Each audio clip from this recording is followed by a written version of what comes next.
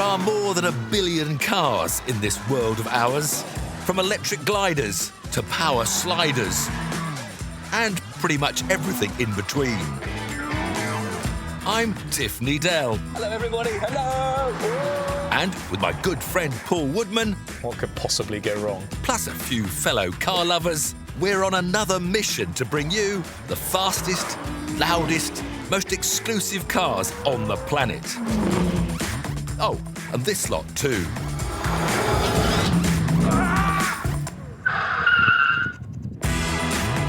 From high peaks to millionaires' retreats, our quest has taken us far and wide, stopping at nothing to bring you the ultimate automotive experiences.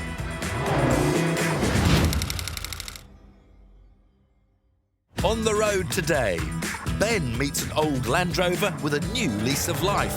Absolutely wonderful. Surely the best sounding Defender on the planet. Our very own Muppet Show gets a bit weird. How you doing over there, Ben? You ready for this? Yes, Kermit, I'm going to thrash your pants off. Paul tries out Ferrari's latest driver assistance package. In other words, it does the slides, or you take all the credit.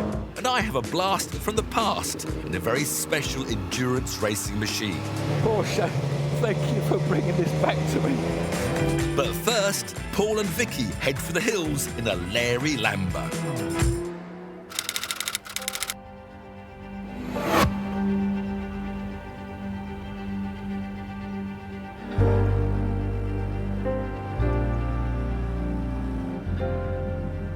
The Lamborghini Huracan STO, the sharpest, scariest Huracan you can buy.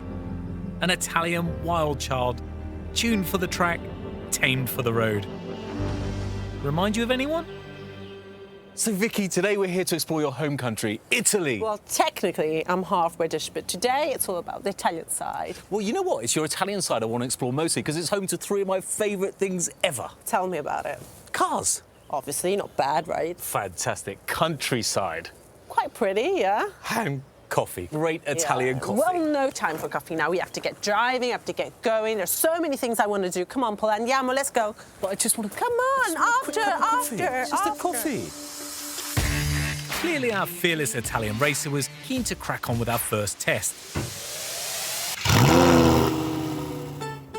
An old school, no nonsense street circuit. Where on earth have you taken me, Vicki? You know, Italian roads. Oh, we can't go through there. Vicki, this is getting... Whoa. You can't get through here. Don't give me that sort of challenge, because you know, let's put the lift up. It's got a very good lift. Don't panic. We made it. Now, Vicki, I know one thing about this car. STO stands for Super Trofeo Omologata. Super Trofeo Omologata. It's not that difficult. That's what I said. But do you even know what it means? I got no idea what it means. No idea at all. Well, basically, Super Trofeo is Lamborghini's proper race car. I knew that, yes. It races all around the world, and omologata means it's homologated for road. So basically, it's race to road. So it's a race car for the road. Exactly. I'll tell you one thing I do know. The performance figures for this car are absolutely nuts.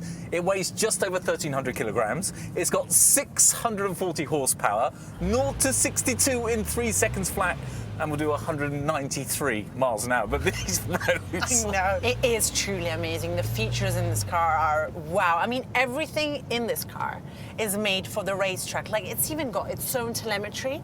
So, like, you can do your lap in a racetrack, stop, check where you're losing time, where you can gain it, and a built-in video, onboard video, so you can just, you know, watch yourself driving. So we could look at my lap time around this town. That's the whole reason why I'm taking you here. I'm training you for Monte Carlo. So watch out, kiss the wall, get the apex over there. Like, it's proper training, and we can just check it here. I can see why you let me drive now. But a lot of that actually comes over into the car as well. You can see lots of exposed carbon fibre. It hasn't even got proper floor mats. Not even proper handles. But the interior is beautiful, isn't it? Proper Lamborghini, very space age, very good finish as well. I love the Alcantara. All the carbon. Yeah, it looks absolutely fantastic. Amazing. It basically has everything you need for a racetrack. In case you haven't noticed, we're not on a racetrack. We're in a very small town, narrow roads.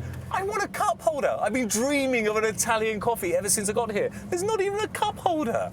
A cup holder? Yeah. Ma come può pensare questo di mettere un portabicchieri dentro una Lamborghini STO? Cioè qui vorresti veramente bere il caffè dentro la Lamborghini? Ma sei pazzo?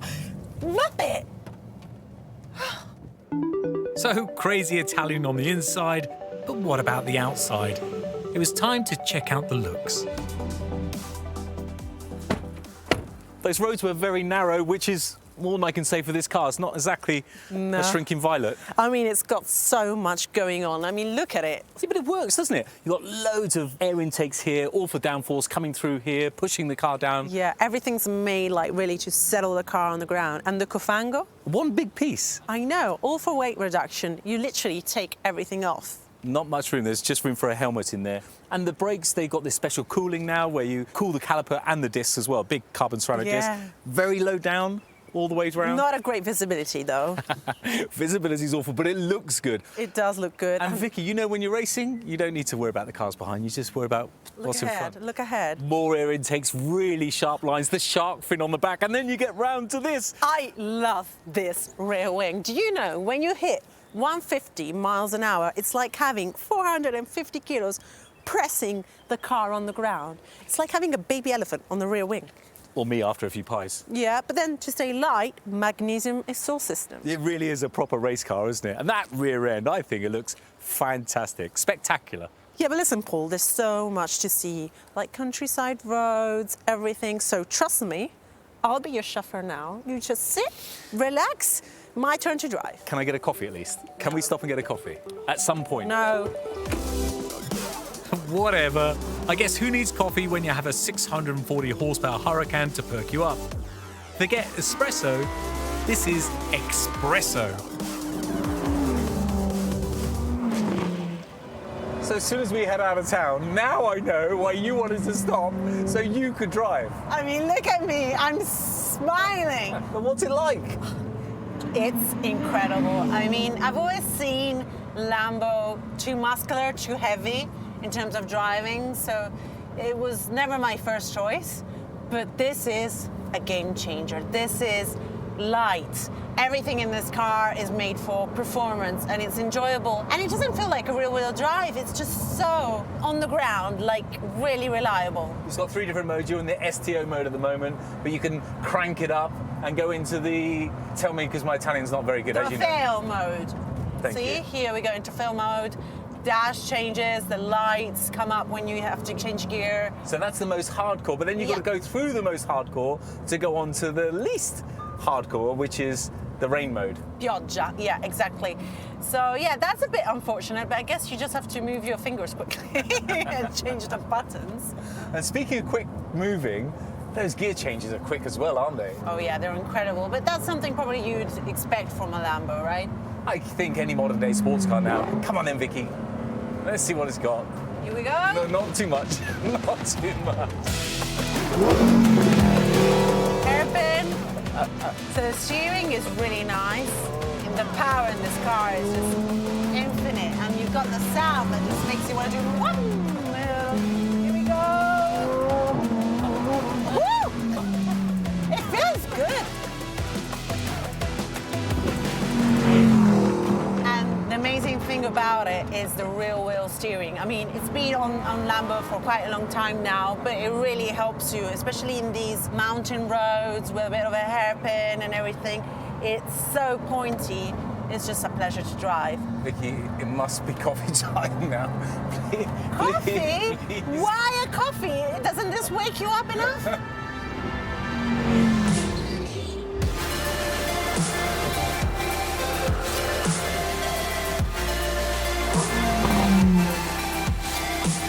Thankfully, even the Raging Bull needed a pit stop, and Vicky knew just the place. Buongiorno. Buongiorno. Questo, per favore. Perfetto.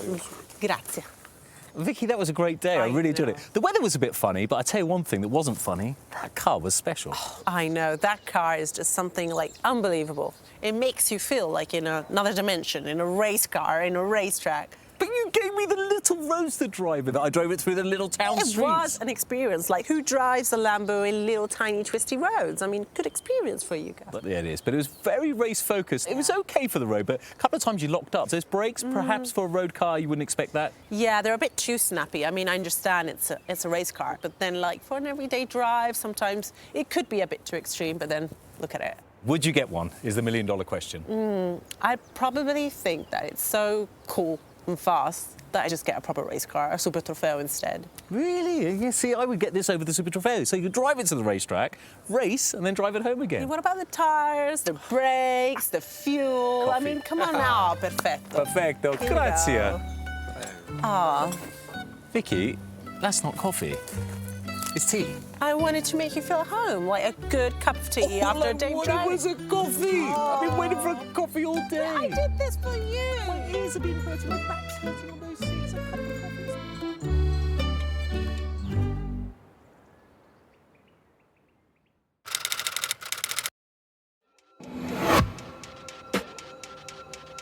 I'm very lucky to have built a career over the years driving cars quickly. So most people, when I turn up, expect me to be driving something racy, and it's always my pleasure to disappoint them with my car.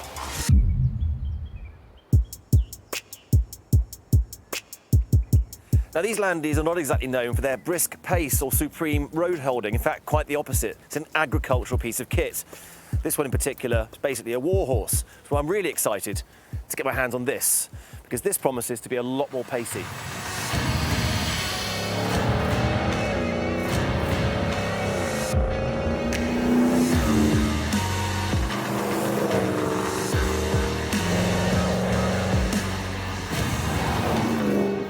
Producing a car is an exercise in compromise, because manufacturers have to think about things like company targets, budget constraints, and especially for a mass-produced vehicle like this Land Rover. But what if you could ignore the compromise and make a car the best it could possibly be? In the Defender's case, you'd end up with this, the iconic Yujo. Not a name I'd choose, but that's the name on the license plate, so that's the one that stuck.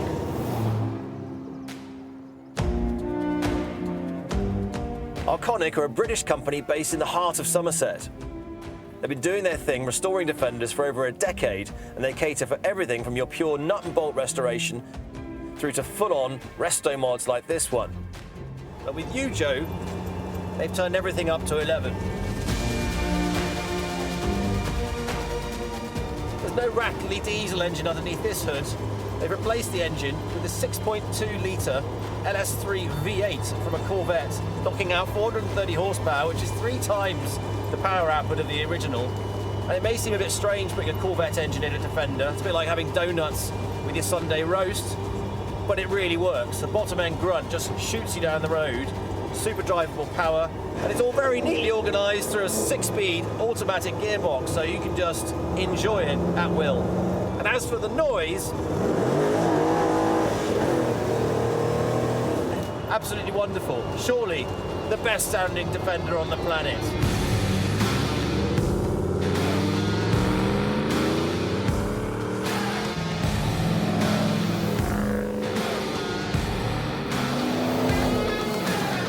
It's not just the engine that's had a big upgrade, far from it. The attention to detail has gone all around this car, and to make sure all this power stays on the road, they've upgraded the suspension with Bilstein dampers, high-back springs, and polyurethane bushes that gets all the track people excited. And the end result is something that's got a lot more precision and purpose when you turn the steering wheel. Now, this is still a Defender, but there's less roll and a lot more stability, so you can feel a lot more precision. Surprisingly agile. They fitted it with this small Momo steering wheel, which actually wouldn't be my main preference. I'd still prefer the big boat-like whale wheel I've got in my Wolf Defender. But actually in these tight, twisty corners, it works really well, and it's very well matched to the tight suspension that's giving you that support, so you can just drive it like a normal car, albeit quite a large one. It still rolls in the corners. But what would you want? Would you want something that's on train tracks? No. The the fact is as well, this is able to go off-road, so you've got the clearance and the height and the absorption to take care of that. But doubles up as a very smooth road car. And it stops well too. It's fitted with 6-pot brake calipers, vented discs, so if you need to stop in a hurry, it really stops. Now, as impressive as the driving experience is, the work on the mechanical side is equally matched by the attention to detail given to the interior.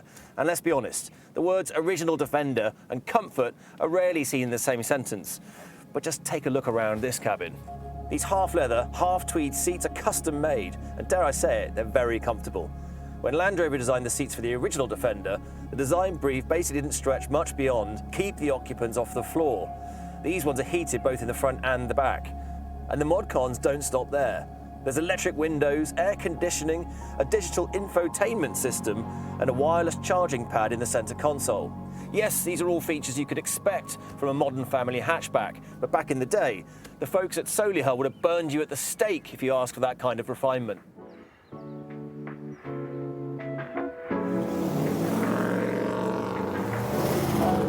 For me, the great thing about this machine is that they've really stuck to its core identity. All the labels and the badges and everything else. This doesn't feel like you're driving Pimp My Ride. It feels like you're just driving a really, really good Defender, the best that it can be. You're still part of the brotherhood. It's unusual driving Defenders because you always get away from other people who own them. It's kind of cool to be part of the club. This is still part of the club. Iconic's mission is to make a car that's better in every conceivable way to the one that rolled off the factory floor. Waterproofing is improved, it's fully tested, cavities are filled, the sills and seams, they're all replaced. The wiring looms are ripped out and completely rewired in-house. Every single thing that you touch and interact with inside this car has been improved, but in the true spirit and character of the original car, so nothing is taken away basically. That even stems to the paintwork. Before it was restored, Yujo was painted in Stratos blue, so when it came to respraying it, Iconic followed that same colour scheme but added this really deep metallic colour. As it was before, but better. Now all this love and attention doesn't come cheap, and Iconic Defender's starting price is around 100 grand, and for one like this, closer to 200. But then you look at other factories producing these bespoke specials, like Singer for example, they start at $500,000. Okay, this is a Defender, it's not a 911. But that's not really what you're buying with a Singer. It's the same with this. What you're buying is time, hundreds of hours of research and development, passion and craftsmanship like nothing else to basically make this car as perfect as it can possibly be.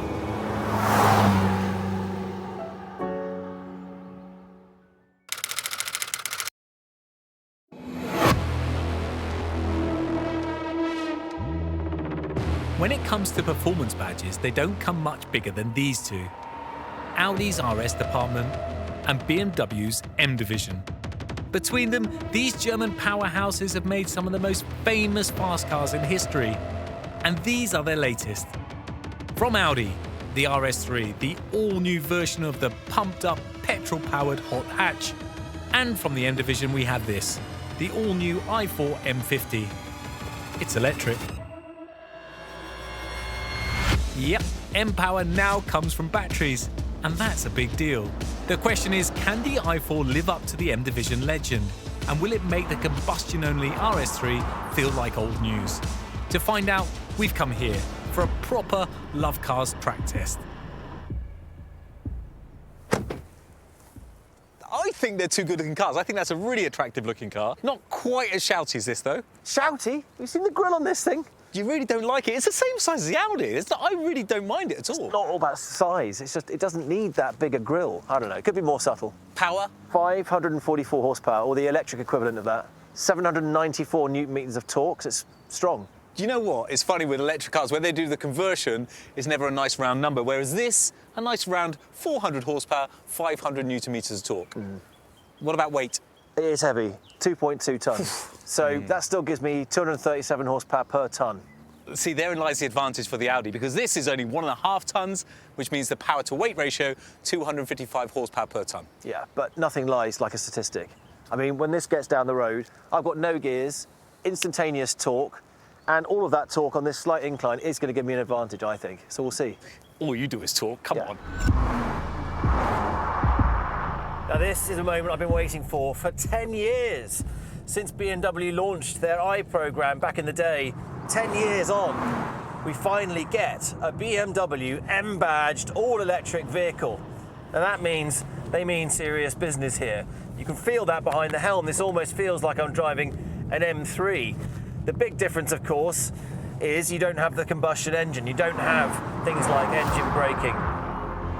But to make up for the lack of engine noise, BMW turned to Hollywood composer Hans Zimmer, who came up with a blockbuster soundtrack.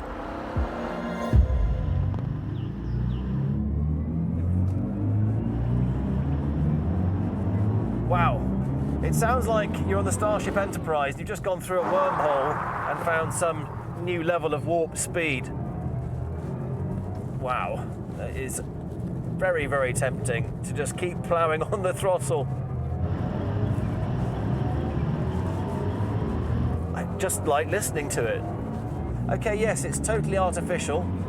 The first thing I noticed, though, is that it's beautifully matched to your speed and rate of acceleration. So kudos to Hans Zimmer and to BMW for thinking to bring that sound into the cabin, because M3, M4, M5, you're so used to hearing the rumble of the V8 and the turbocharged unit really laying the power down.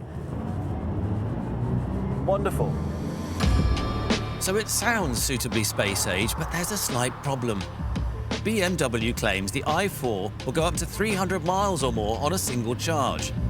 But if you drive it like you should drive an M car, that number drops dramatically.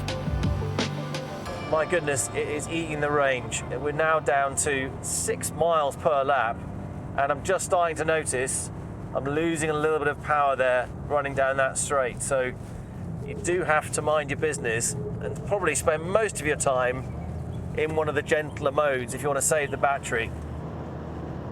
It's interesting with this car that the sense of regeneration when you get off the power or press the brake pedal isn't very strong. It does have a sense of almost coasting, and quite surprised by that, because I would have thought that being an M car especially, it would be quite aggressive on liftoff in trying to regenerate the batteries. In other words, the BMW is very good at spending energy, but not so good at reclaiming it. Over in the Audi, meanwhile, I was making the most of good, old-fashioned petrol power. This is the third iteration of the RS3, and on paper it's not that different in terms of performance to the outgoing model. And it's almost going to be a bit of a last soiree for hot hatches. We've already lost things like manual gearboxes, but now we're going to lose something even more significant, which is, of course, the internal combustion engine. Hot hatches of the future, I hate to tell you, are going to be powered by electric like that BMW. And whilst that might not be a bad thing for the environment, when you've grown up driving hot hatch cars your whole life and you hear this screaming little engine pushing it through the gears with your little manual gearbox, it doesn't seem like a hot hatch, it just seems such a waste.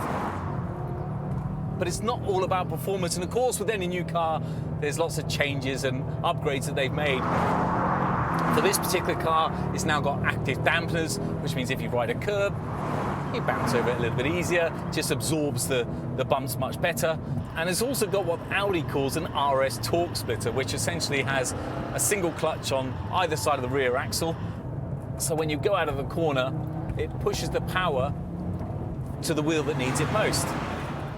It comes as standard with Audi's famous Quattro all-wheel drive system, and it's got 7 different drive select modes, which should be enough for anybody. But there's really only one mode that matters. It's called the RS Torque mode, and it turns the RS3 from 4-wheel drive to rear-wheel drive. So if I activate that, it means it's now putting all of that power to those rear wheels, which means, give it a bit of a flick,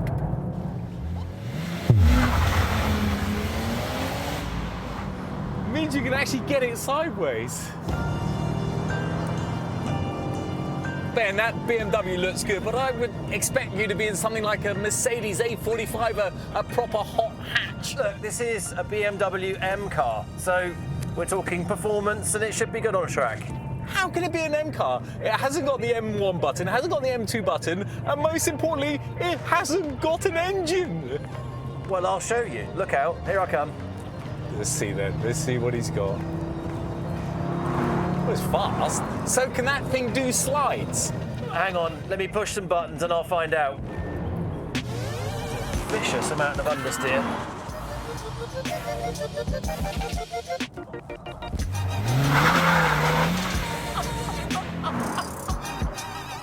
Well, it did something.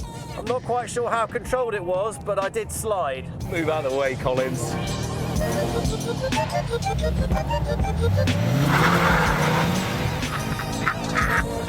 God, go on, Paul! Good effort! How did you do that in a four-wheel drive? I got a little trick up my sleeve because I can put all the power to the rear wheels. Well, I would say that's cheating, but it is designed for it. Well done. But before the BMW ran out of juice and both cars destroyed their tyres, we decided to stop skidding around and have a drag race instead. Now, on paper, I've got nearly 800 newton meters of torque here, significantly more than he's got in the Audi. 0 to 60 quoted times, well, I'm 0.1 of a second slower than him at 3.9 seconds to 60 miles an hour. In terms of horsepower, the BMW's got 544 horsepower versus 400. It's got 794 newton meters of torque instead of 500. So on paper, it's going to blow me away. But it's all about power to weight ratio, and this has got a far superior power to weight ratio of 255 horsepower versus 237. So I think my money is safely on the Audi, especially with my lightning fast reflexes. How you doing over there, Ben? You ready for this? Yes, Kermit, I'm going to thrash your pants off. Here we go. 3, 2, 1, go! Ah! I'm off! Oh, he's got these! Oh, wow! That is impressive. Oh, I hate losing against Ben. I could really feel all four wheels absolutely at the limit. The only thing worse than losing to you is losing to Tiff. Honestly, this thing got away perfectly. Well done. Well, the BMW, not you. You just put your foot down. I'm too depressed now. Can we do a few more laps, please? Okay, I've only got about 1.5 left in me.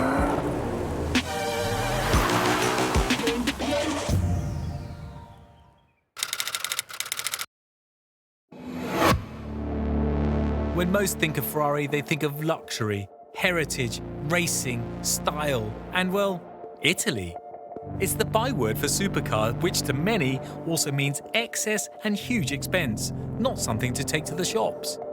Ferrari wants you to use its cars though, so has launched a more everyday take on a prancing horse, the Roma. Part sports car, part GT, it's here to take on the likes of the Aston Martin Vantage and the McLaren GT, with typical Maranello flair.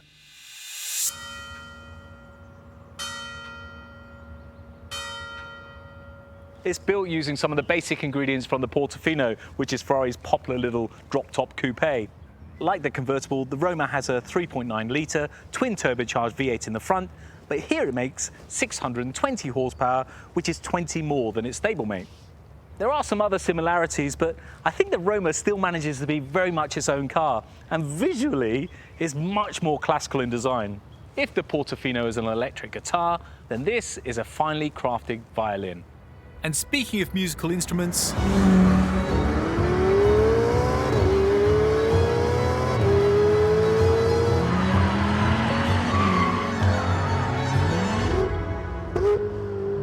Ferrari like to give all of its cars a unique sound, a kind of an individual voice.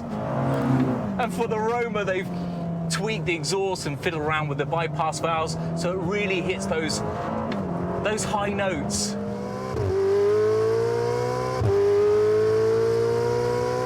It sounds very good, but to be honest, I think it looks even better. Ferrari's designers say the Roma is inspired by classic cars of the 50s and 60s, such as the 250 GT. And it definitely has a sort of 1960s silhouette with nice, smooth, flowing lines with no big spoilers or air scoops to complicate the styling at all. the Roma manages to be contemporary and classic at the same time, moving Ferrari's design language forward with details like the flat bar taillights, whilst also paying tribute to its past. The bolt in the centre of the bonnet, for example, is pure 275 GTB. But don't let all these retro touches fool you, because as keen as Ferrari are to echo their heritage and their past, the Roma has all the technology you'd expect from a modern-day sports car. Like Active Aero, for example, when you pick up the pace, a spoiler pops up from the tail to help with high-speed stability and downforce just when you need it. And the theme of bringing Ferrari's past into the present continues with the interior. The cabin's divided into two cells from this swooping center console here. You've got one side for the captain and one side for your co-pilot. And at the bottom of the center console, you've got a little cubby hole to hide the all-new key. Now this gives you keyless entry and exit, and you better get used to this because you're going to see this on every single new Ferrari moving forward. It's completely digital too. Everything's digital, even the steering wheel's digital. But these screens, when you start it up, flicker into life on what Ferrari call a start ceremony. This interface was first seen on the SF90 Stradale, but this has been updated for the Roma. And it's all about keeping your eyes on the road and your hands on the wheel. Ferrari want you to enjoy your drive without being distracted. Ferrari's gated manual may be long gone, but its automatic gear layout is a wonderful nod to the past. And for the first time ever on a Ferrari Grand Tourer, you've got 5 positions on the Manettino switch. There's wet mode, which is perfect for the Great British summer. You've got comfort mode for everyday driving. Then when you're knocking into sport, it really starts to liven things up. Race mode when you're late for work. And finally, you've got ESC off mode, which turns the traction control off, and it's perfect for warming up the tyres, you know, just to be safe.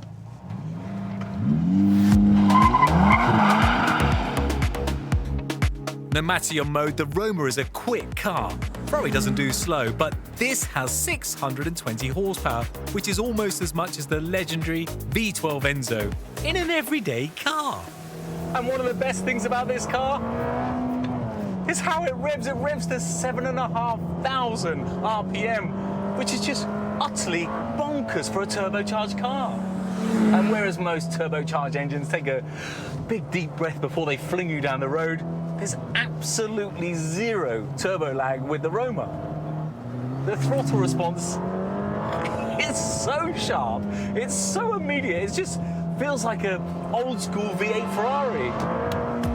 For this we can thank faster spinning turbos and something called variable boost management. Essentially it means zero turbo lag and it makes it feel much more like a naturally aspirated engine. Clever stuff from the guys at Maranello. It also borrows tech from higher up the Ferrari family tree. The Roma comes as standard with Ferrari's side slip control, which you can find on the F8 Tributo, which effectively lets you go sideways, but not too sideways. Too much throttle, and it'll stop you from spinning. Too little throttle, and it'll work some mechanical magic to keep you on the smooth tarmac. In other words, it does the slides, while you take all the credit. My kind of driving assistance, really. Then there's a new 8-speed dual-clutch gearbox derived from the 1,000 horsepower SF90 Stradale. The shifts are lightning quick and help get the car to 199 miles an hour and from 0 to 62 miles an hour in 3.4 seconds. That's just half a second off the staggeringly quick V12 812 Superfast, which sits a few notches up the range. The thing is, the Roma's performance is accessible. You'd expect with all of its power for it to be a bit of a handful, but it isn't at all. It's a fun and rewarding car to drive pretty much everywhere. My one criticism is the steering. It's a little bit light for me, but not for its main audience. They want it to be an enjoyable, usable car for every day. Because despite the supercar tech and the eyebrow-raising performance, the Roma will quite happily play the part of a sophisticated, practical cruiser. On one hand, it's comfortable enough for everyday use and long trips. The rear seats, which aren't really rear seats, but they do fold down to give you extra boot space. In fact, with 345 litres of storage, it's got more than a Ford Focus back there. Now, the starting price of £170,000 puts it in the Premier League of sports cars, but you can spend more than that on a well-spec 911. And with the Roma, don't forget, like all new Ferraris, it comes as standard with 4 years warranty and 7 years free servicing. You don't have to remortgage your house when you want an oil change. Of course, you'll still have the other supercar running costs, but my goodness, it doesn't half help bring that dream just that little bit closer. You know, this is a fantastic little car, and I say little, but it doesn't look little when you see it in the flesh. It's got so much presence. I think it really does celebrate Ferrari's past and their heritage so beautifully, but it also brings something brand new to the range, something that just hasn't existed before. Some people might be split on the looks. Me, I think it looks absolutely sensational. Some might say it's caught between two briefs. Personally, I think it's hit a real sweet spot between being a grown-up Grand Tourer and a full-on Ferrari. which makes it a pretty special place to be.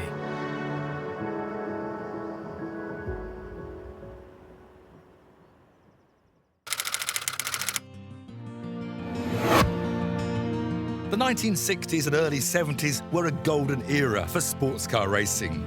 6 wins for Ferrari, then 4 for Ford, before the Porsche 917 took 2 wins, going head-to-head with the Ferrari 512 in races made famous by Steve McQueen's epic Le Mans movie. A change of regulations ended the era, as sports car engine sizes were cut from 5 litres to 3. But Porsche's 2.1-litre turbocharged 936 took 3 wins. Their GT-based 935 would add 1 more, before another set of rule changes were introduced in 1982, and the golden decade of Group C was about to start, with Porsche first out of the block with their iconic 956. While the likes of Jaguar, Mercedes, Nissan and Toyota would eventually join the fray, the 1982 season was dominated by the Porsche 956, highlighted by a 1-2-3 finish at Le Mans, led home by this #1 car, driven by Jackie Ickx and Derek Bell. The winning 956 finished 30 laps in front of the 4th-placed 935 that took GT honours, while the next best Group C car was an Aston Martin Nimrod, down in 7th place. I was also in that race and survived a 200-mile-an-hour crash down that very straight when the rear bodywork of my Aston Martin Nimrod decided to part company with a car, sending me crashing from barrier to barrier for about half a mile, but luckily surviving intact. However, not surprisingly, I was now one of many who yearned to race a Porsche 956. Fortunately, the factory offered to sell identical cars to customers, with Richard Lloyd Racing being the first British team to receive the delivery of one. And with one of my sidelines being track tester for Autosport magazine, he offered me a few laps in the car. And the first sentence of my report reads, "It has taken Porsche 10 years to provide a real replacement for their fabulous 917, and I can see the 956 becoming a greater legend than that famous ancestor." And I don't think I was wrong. Short of a driver for the first round of the championship at Monza, Richard had me back in the car, but my dreams were somewhat shattered when on my first racing lap out of the pits, the front wheel departed company round the Curva Grande.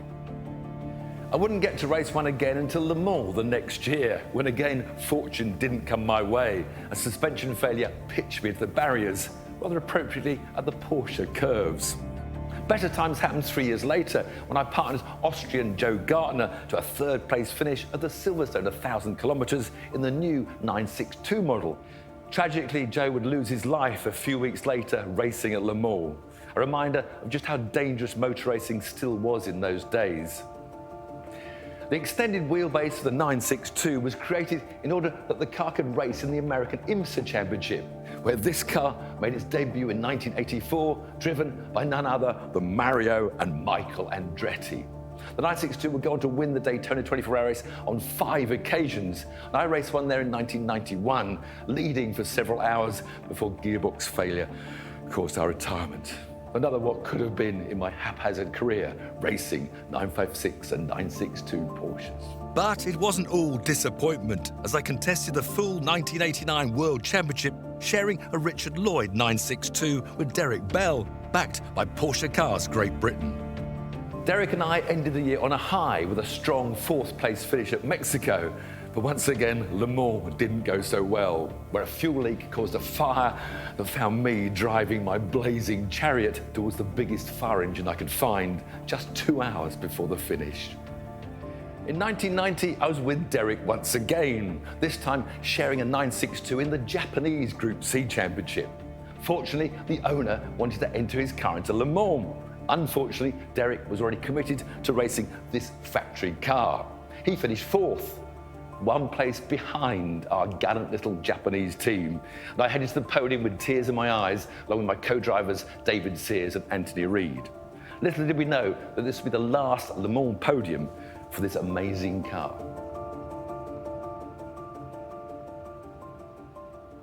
And these are the overalls that saw me climb onto that podium. And if I say so myself, I think they still fit quite well. I actually did 2 more Le Mans 24-hour races in 962s after that race, both 92 and 93. And it's actually, I've never even opened the door of a 962 since. So it's now nearly 30 years as those memories sort of begin to flood back, and it's quite an emotional moment.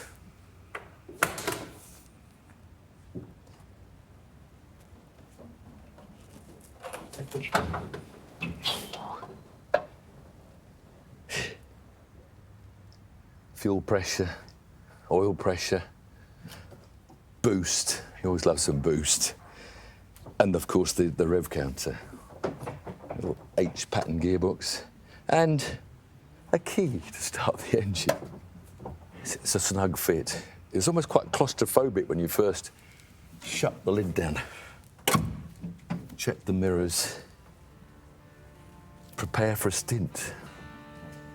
Better put crash helmet on for that, though.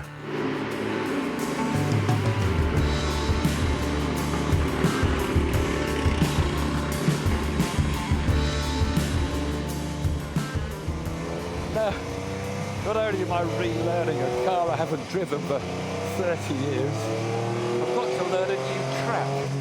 We're at Porsche's amazing test facility in Leipzig, so the memories are already coming back. First, this amazing visibility. It's almost like there's no car in front of you. It's so near. Just see the big wings on each side. There's now a hairpin here, so tight that a Porsche was never designed to go around it. Certainly never race or anything this time. Really, the slower the corner, the heavier the steering gets. The car really comes alive at speed. Ground effects had only been in Formula One for a couple of years. And the 956 was the first sports car to make use of this invisible aero assistance, sucking the car onto the track. So you had to really trust the car, send it in harder and harder, and it would reward you for this ground effect grip.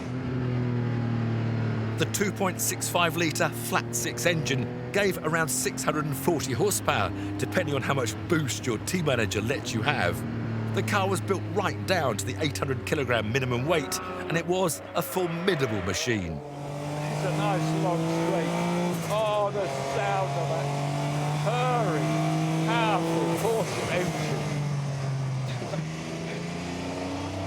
Back out. Oh, I think another straight.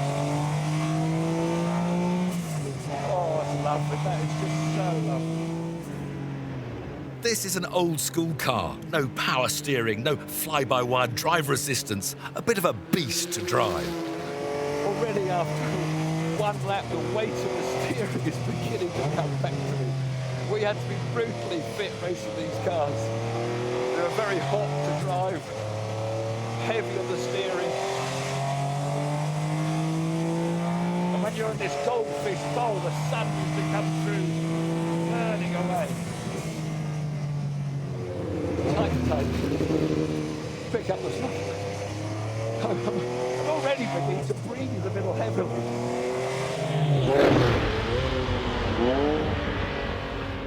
Okay, I'm now taken back to 1990. It was a really hot Sunday afternoon. Our little private Porsche. We've been chased by the factory Nissan.